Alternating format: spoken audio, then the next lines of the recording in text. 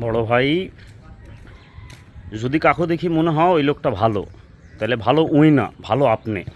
ঠিক আছে, কারণ হচ্ছে আপনার চিন্তা ভাবনা ভালো।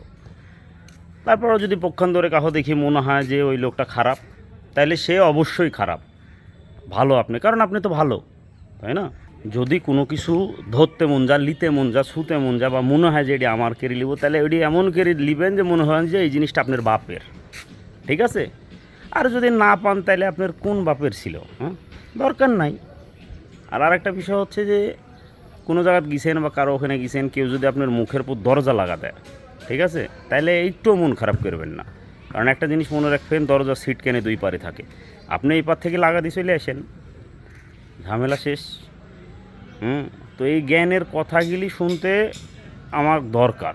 ঠিক আছে, লাইক করেন, কমেন্ট করেন, ফলো করে দেন, আরও ভালো ভালো জ্ঞানের কথা শোনাবো।